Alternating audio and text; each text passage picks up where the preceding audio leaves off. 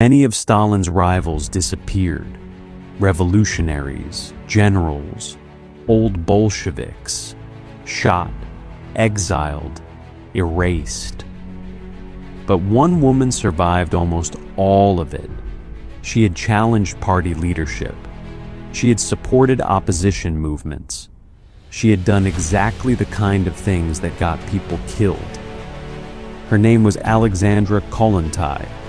So why didn't Stalin purge her? Because Kollontai understood something many revolutionaries never did. Survival required adaptation. Alexandra Kollontai was a radical revolutionary, and when the Bolsheviks took power in October 1917, she was at the center of it. She became the People's Commissar for Social Welfare, the first woman in history to hold a government ministerial position. She was the only woman on the Bolshevik Central Committee that year. She helped write the Soviet laws legalizing abortion, divorce, and birth control. She co-founded the Zhenadel, the party's women's department, and eventually led it. Her political positions went further than her role in government. Kollontai argued that women's liberation and socialist revolution were inseparable, that one could not happen without the other. She was public and vocal about it at a time when the party was becoming increasingly hostile to internal dissent. Her criticism of the party's direction made her more dangerous still. As the Communist Party grew more centralized and more disconnected from ordinary workers, she didn't hold back. In 1921, she published a pamphlet called The Workers' Opposition, calling for free internal debate within the party and greater political freedom for trade unions. It was a direct challenge to the leadership. The Workers' Opposition was not a fringe movement. It had majority support in the Metal Workers' Union and the Ukrainian Communist Party. On July 5, 1921, Kollontai stood before the Third Congress of the Communist International and attacked Soviet government policy directly, warning that the new economic policy threatened to reverse the gains of the revolution. The following year, she co-signed the Letter of the 22, an appeal to the Communist International, protesting the undemocratic practices inside the Russian party. When she attempted to speak before the Comintern executive on February 26, 1922, Trotsky and Zinoviev had her name removed from the list of speakers. When she refused to comply, Trotsky issued a decree ordering the entire Russian delegation to fall in line. She was subsequently removed from her work at the Zhenadel. By Stalin's standards, Kollontai looked like exactly the kind of person who should have disappeared. Consider what happened to those around her. Leon Trotsky, architect of the Red Army, the man who had personally moved to silence Kollontai at the Comintern, spent years fighting Stalin's consolidation of power. He was expelled from the party, exiled from the Soviet Union, and hunted across the world. In 1940, a Soviet agent killed him in Mexico City. Nikolai Bukharin, another old Bolshevik, editor of Izvestia, a man Lenin had called the favorite of the whole party, was arrested in 1937, forced to confess to fabricated crimes at a show trial, and shot in 1938. Her own co-leaders in the workers' opposition did not survive. Alexander Shliapnikov was executed in September 1937. Sergei Medvedev was killed the same year. Both were charged with membership in a so-called counter-revolutionary workers' opposition group, a faction that had been banned 16 years earlier. Through all of it, Kollontai survived. Others resisted Stalin directly. Kollontai changed course. Kollontai did not survive by remaining who she was. She survived by stepping back from her politics, from her public positions, from the causes she had spent her life advancing.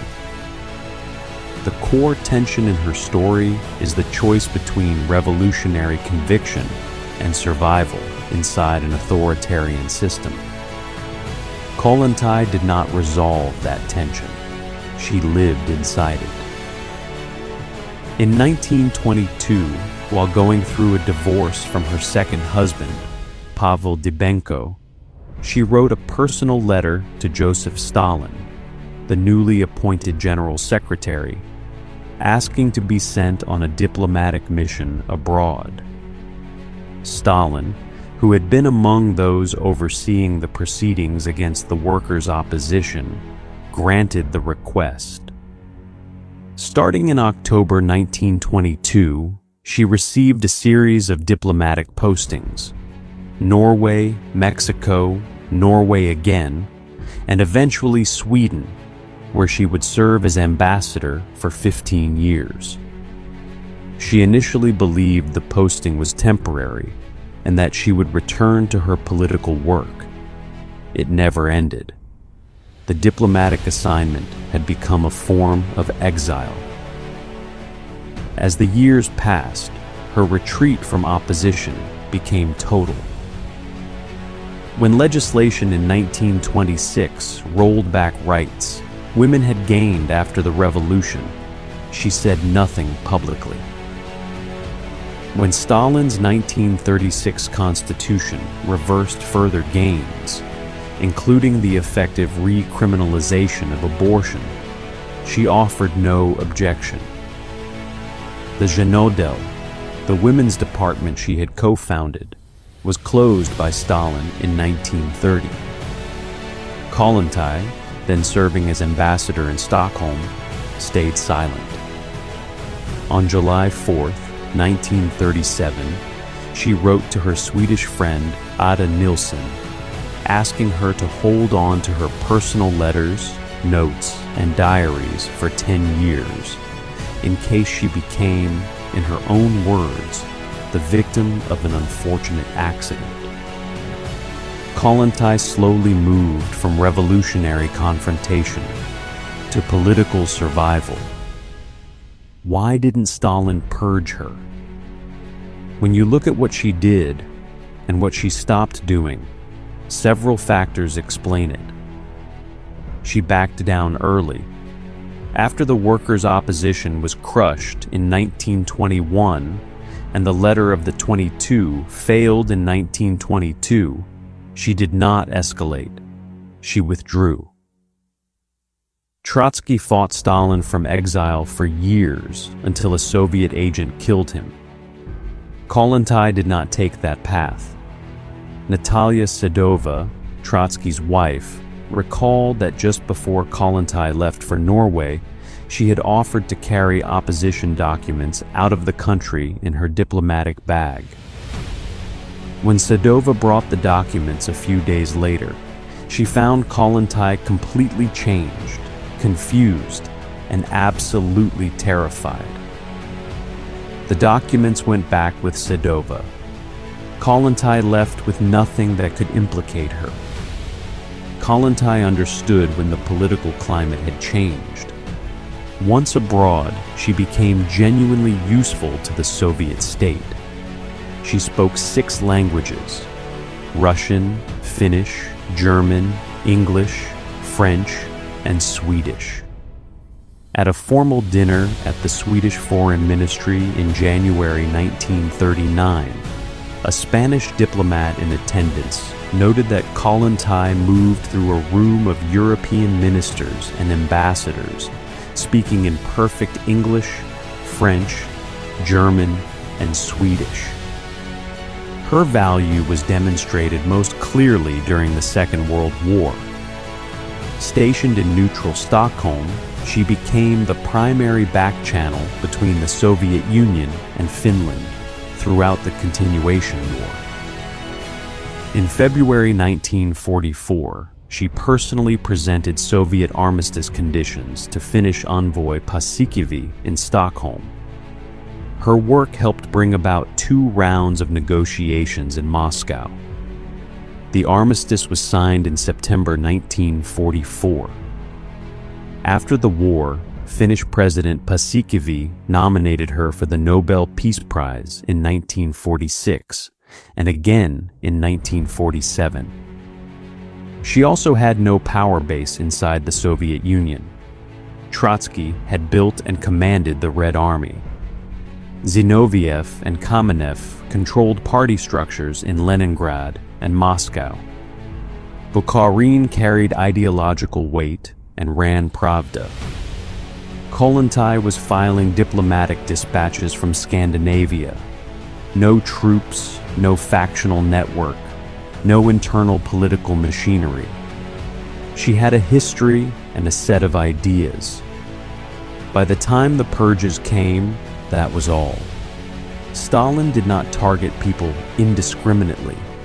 He targeted organized opposition capable of coordinating against him, independent power inside Soviet institutions, and figures with the networks to pose a credible threat. Kollontai fit none of those categories by the mid-1930s. She had withdrawn from opposition activity 14 years earlier.